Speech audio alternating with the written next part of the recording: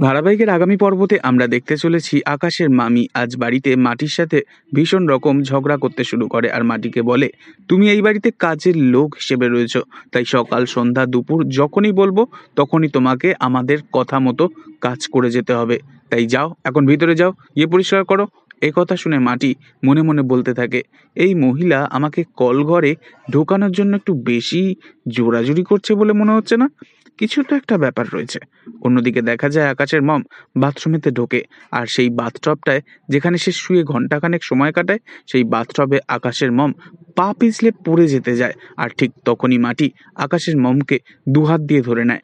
আকাশের মম বুঝতেও পারে না যে তার আসার আগে ওই বাথটবের মধ্যে তারই ভাইয়ের বউ গোটা গোটা পেরেক যত্ন করে সাজিয়ে রেখেছিল।